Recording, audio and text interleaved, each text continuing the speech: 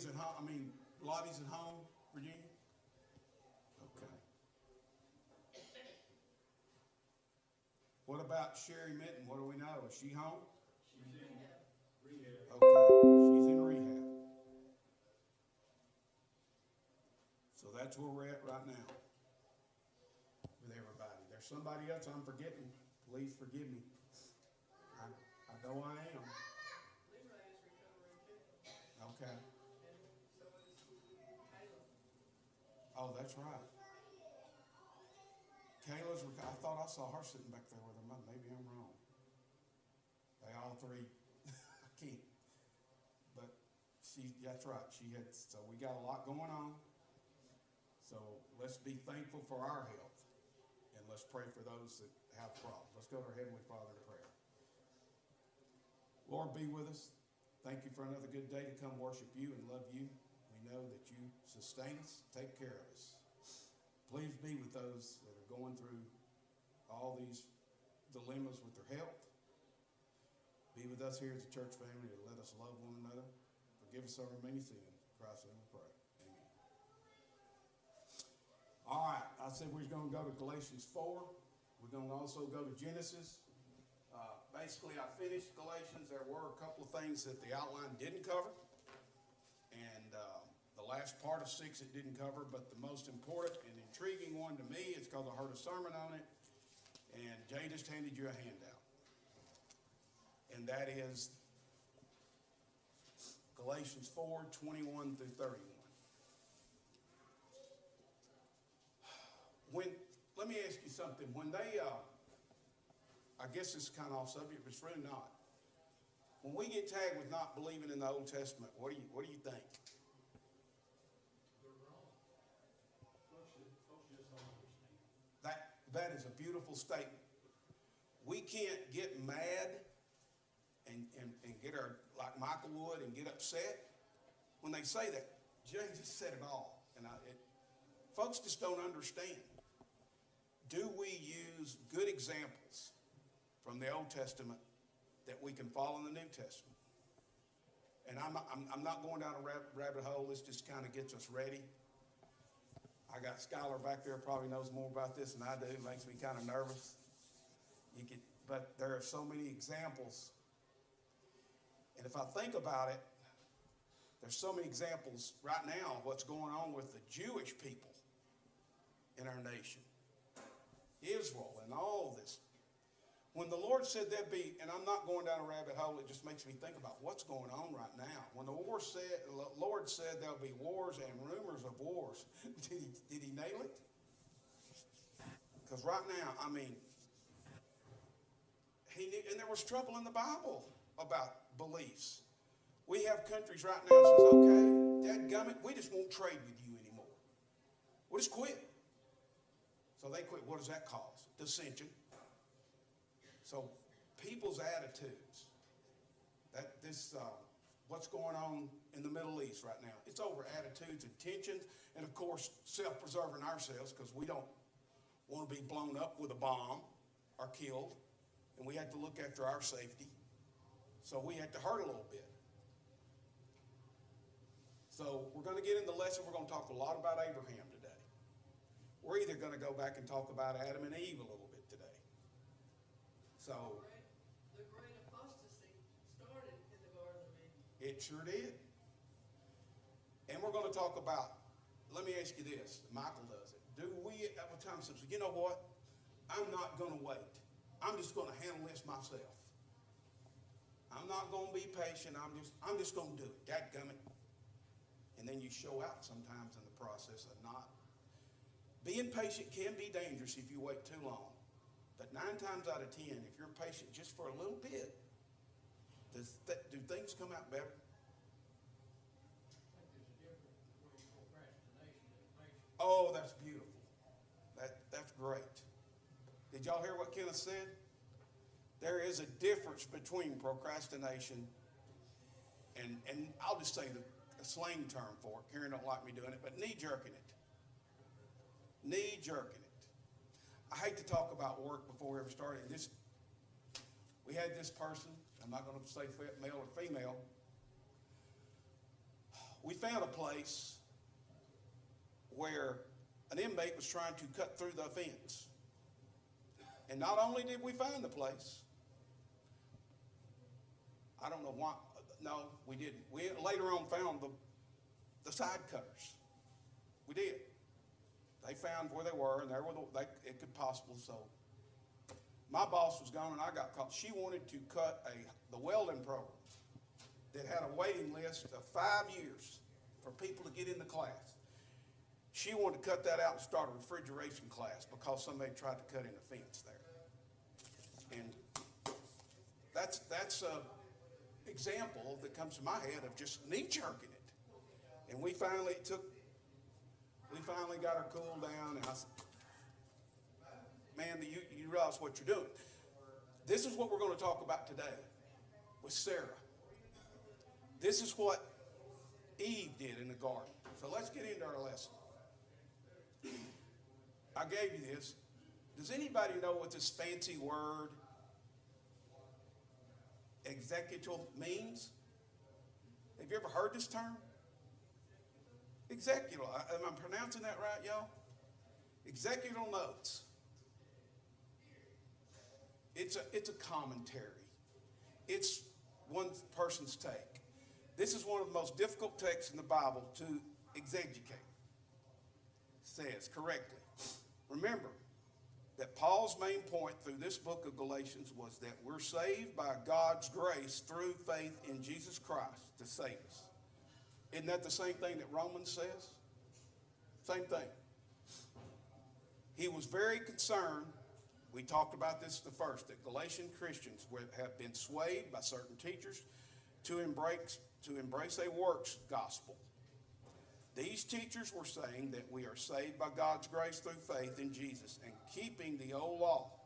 To persuade Galatians away from this era, he is now going to speak to them about events in the life of Abraham.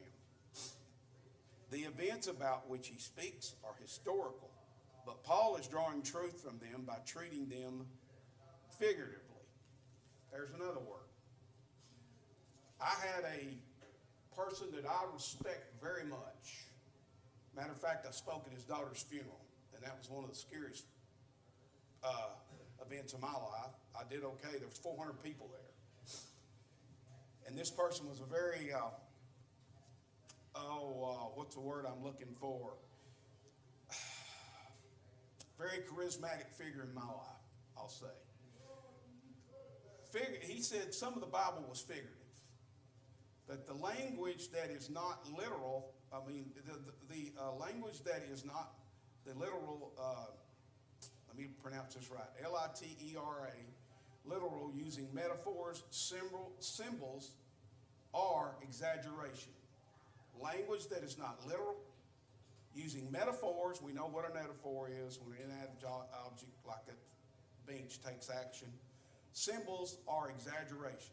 Examples of that would be, I'm freezing to mean I'm cold. That's figurative language. Okay, let's get into the reading.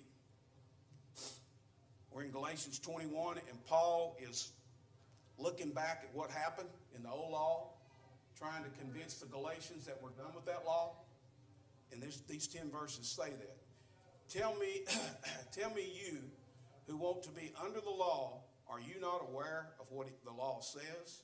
For it is written that Abraham had 2 sons, one by a slave woman and the other by a free woman.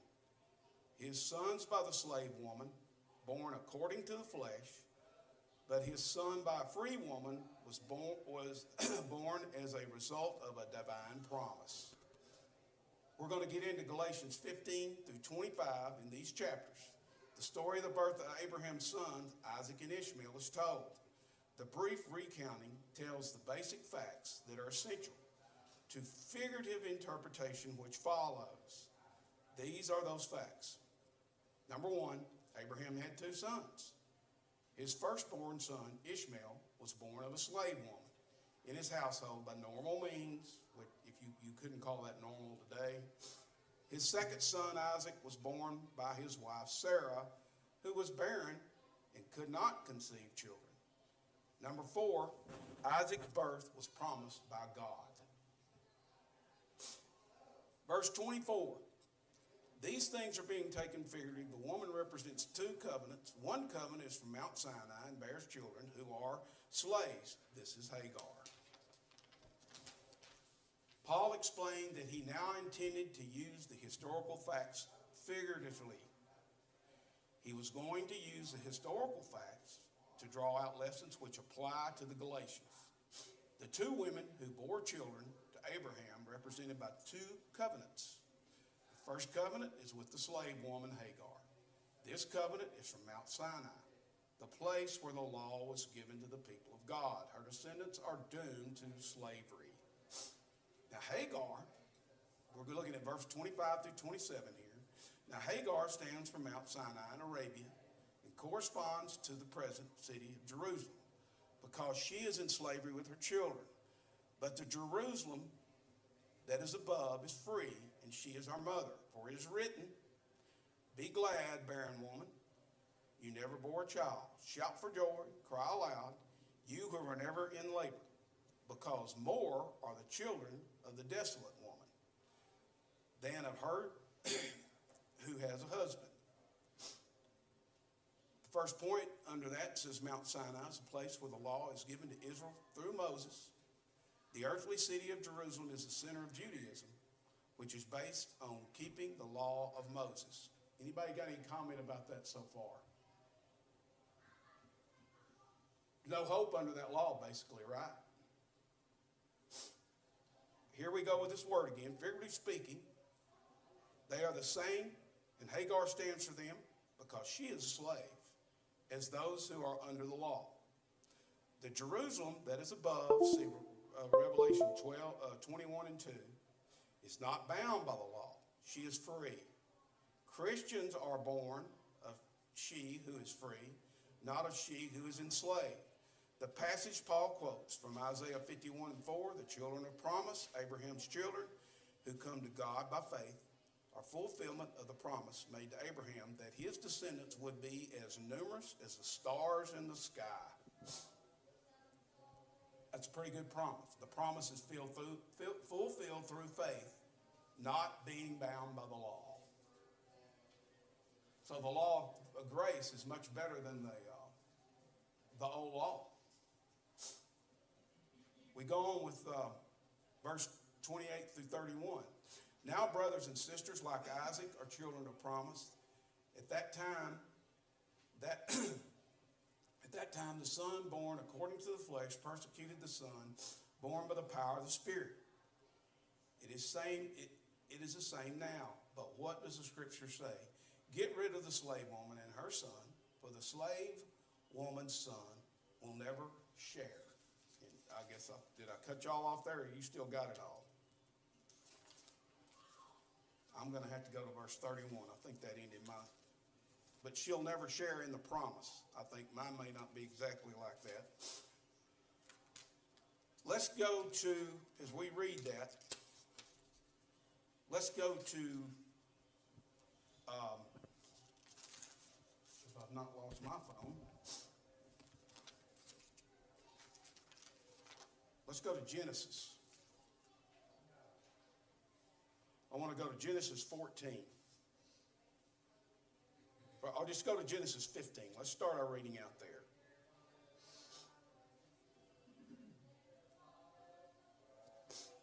What have I read about so far? And I'm going to get finished up with my reading of the verse. Can y'all tell me what I've talked about so far? Yeah, I'll kind of sum it up for you. Sarah is having a confidence problem. She can't give Abraham any kids. Would y'all say that's right? If we go to that, she can't do it. You ladies in the audience, in your younger days, what would that do? Would that make things rough? Would it make a lady feel not confident in her own skin to not be able to provide that? I would Think so. So she's already having a problem. But about that time in Genesis 15, God comes to Abraham and he creates a covenant with him. But Abraham's a little bit gun shy. Because if you go back in 14, Lot has been taken captive prior by 4 kings, and Abraham saved him. So he's been through a lot of, y'all remember that story? Before God comes to him and makes this covenant, he's already gun shy. He's had it. At this time, he's up in his 90s. God comes to him and says, look, I'm going to make a covenant with you and you're going to have descendants. And he sits there and says, man, I'm not feeling this. To have slain. Let's start 15:1. After these things, the word of the Lord came to Abraham in a vision, saying, fear not, Abraham, I am thy shield and thy exceedingly great reward. And Abraham said, Lord God, wilt thou give me, seeing I go childless, and the steward of my houses is this Eliezer of Damascus. And Abraham said, behold to me, thou hast given me no seed, and lo, one born in my house, no one, I don't have an heir, is in my house, is mine heir. And behold, the word of the Lord came to him, saying, this shall not be thine heir, but he that come forth out of thine own bowels, is what the King James Version says, shalt be thine hour. He brought him forth abroad and said, look towards heaven and tell all the stars, if thou be able to number them. And he said unto him, so shall be thy seed. So he's saying, you're going to have a lot. So you're going to do this. So what does it take for Abraham here? Any comment? What does it take for him? Faith? Y'all let me preach this morning, but that's okay. I guess I've outlined this in kind of a preacher's lesson. But it's going to take faith for him because he's been through a lot. So he goes back to his house after this. And let's go to Genesis 16.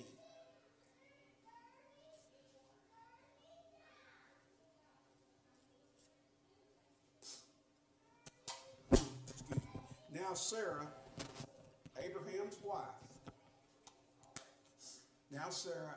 wife, bare him no children. And she had a handmaid, an Egyptian, whose name was Hagar. And Sarah said unto Abraham, behold now, Lord, hath thou restrained me from bearing. I pray thee, go unto my maid. It may be that I may obtain children by her. And Abraham hearkened to the voice of Sarah. But what should he have done right there? Let's go back to Adam and Eve. He told her to go to Hagar. Tom, you're sitting there thinking.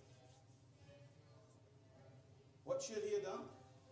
Well, Abraham and Sarah blamed God for her not having any children. And so they're going to help God out. And what they failed to have was faith in God's promise. He'd already promised that they were going to have children, and they couldn't wait. That's right. Sounds like us. We just can't wait on God fulfilling His promise. That's what I'm trying to cover today. Is what about Jay? When you say you can't wait, who else did not wait on God? A lot of people. Jay talked about it a couple of Sunday nights ago in 1 Samuel. He got in a hurry, didn't he? And I think Samuel told him 7 days. Oh no, I ain't waiting. I'm going to make a burnt offering right now. So what happened to Saul? He got in all kinds of trouble, didn't he? I don't know, and I'm not putting in a plug for Fox Nation, but as much filth is on TV today, they got the story of David on Fox Nation, and Karen she and I started watching it, and we're waiting on the next one to start. It's really good. And then they're having one about this story coming up. So it's really a good story. At any rate, they didn't wait. But here's the deal. Let's go back to Adam and Eve in the garden.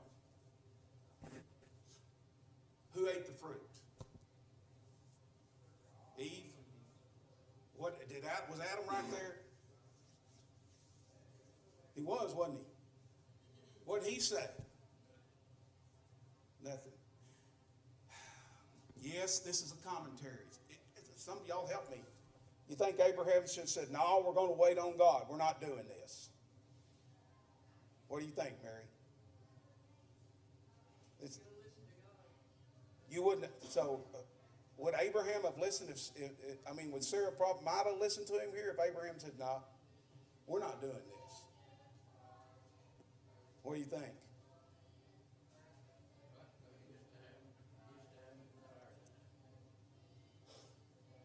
It's easy for Michael to sit up here and play Monday morning quarterback and say, boy, Abraham should have been the man, and say, no, we're gonna do this. It's easy for you to sit, look at Jay laughing, but it's easy for you to sit back there and play Monday morning quarterback, because I don't know what I would have done, but that would have been the thing to have done. God keeps his promises. He told them that was a promise. That was a promise he made to them. He tells us all through it, his word.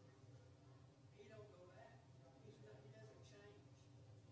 This, He keeps his promises. it's true. We just have to be patient. But we want everything now. And that's not going to happen. And I want to look at, as we go on with this story, I want to look at the after effects of this. I mean, when you do something, look at Tom shaking his head. When you do something and you get in a hurry, it is that window of time in a lot of situations is so important. And Kenneth summed it up. There's a difference between procrastination and how do you divide that difference, Mary? How do you do that? I would think the only way to do is get down on your knees and do like 1 Thessalonians 5:17 does. This comes with anything you do. And when people say, have you ever heard about it? And I've done it. We'll pray about it. And I think, well, what good is that going to do? Man, we got to do something right now, but really they're smart. The patient guy. I read a book one time by Dale Carnegie, and I was howling at the moon over my job, and my boss gave me a book called Daytime Compartments. Yes, the Bible's better, but this is a very good book. The only thing that should always be now is the day of salvation. Now is the time. That's what's urgent. You're exactly right. Okay, and Sarah said unto Abraham, I'm back in 16:5, my wrong be upon me, I have given my maid into my bosom, and when she saw that she had conceived, now here's what happened. I was despised in her eyes. The Lord judged between me and them, me and thee. But in 16:6, Abraham said unto Sarah, behold, thy maid is in thy hand to do to her as it pleases. Okay, now she's conceived. Now Abraham, after all this, if I'm right, do to her as you please. So now how crazy has it gotten? We're still dealing with that problem today. You're correct. And when Sarah dealt heartily with her, she fled. She got out of the house. And the angel of the Lord found her by the fountain in the wilderness, by the fountain in the way of Shur. Now, the commentaries say this is the first time that the angel of the Lord came to a single mother. I don't know, but that's what he said. That's what they said. And he said, Hagar, Sarah's maid, whence carest thou? And whither wilt thou go? And And she said, I flee from the face of my mistress Sarah. And the angel of the Lord said unto her, Return to thy mistress, and submit thyself under her hands. And the angel of the Lord said unto her, I will multiply thy seed exceedingly, that it shall not be numbered for multitude. Okay, I want to stop right there. Somebody tell me why the angel of the Lord went to her and told her to go back. Huh? I can't answer that. I haven't went to. Was it Gabriel? It might have been. I have not I've delved into this a lot, believe me, but I don't know which one it was. But he came for the Lord. Wasn't this part of his promise, Tom, to make her go back? It was all in the cards. So he told her to go back.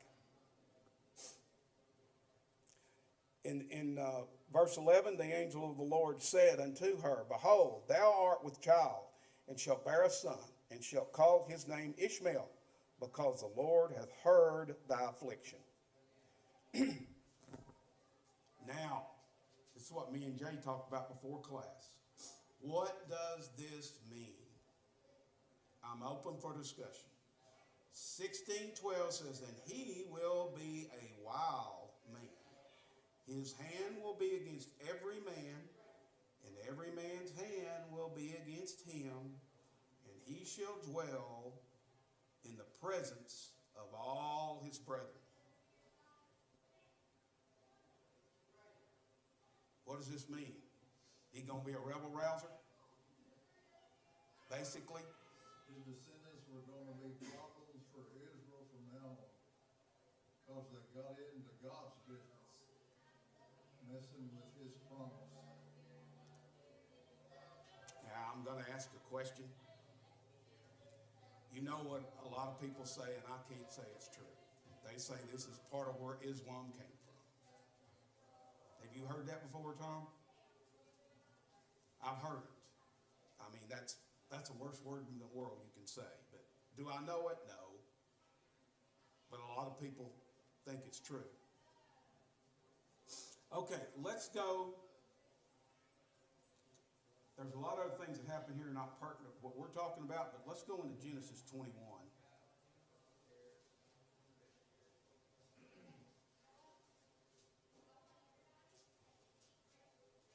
This has all happened. And the Lord visited Sarah. And he said, and the Lord did unto Sarah, as he had spoken. For Sarah conceived and bare Abraham a son in his old age, and set time which God had spoken to him. And Abraham called the name of his son born unto him, to whom Sarah bare to him, Isaac. Okay. And Abraham circumcised his son Isaac, being held 8 days as God had commanded him. Here we go. And Abraham was 100 years old when Isaac was born unto him. And Sarah said, God hath made me laugh, so that God had made me laugh, so that all that hear will laugh with me. And Sarah said, Who would have said unto Sarah, Abraham and Sarah, that they would have given child suck, for I have borne him a son in his old age.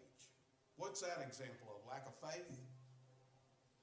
She would laugh at it and everybody else would laugh because they didn't believe God?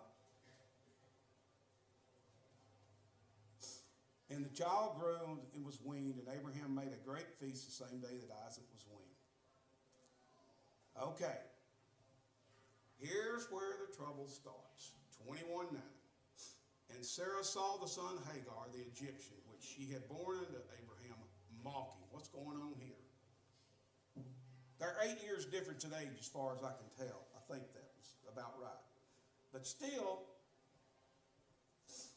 Ishmael is giving him a ration of you-know-what, whatever you want to think. Wherefore, in verse 10 it says, Wherefore she said unto Abraham, Cast out this bondwoman and her son, for the son of this bondwoman shall not be heir to my son, even with Isaac. How is it, ladies, when you were raising your kid, if you saw a bigger kid, older kid, beat up on your kid? and give him trouble. Look at Billy shaking it. Your dew claws are fixing to get in the ground, am I right?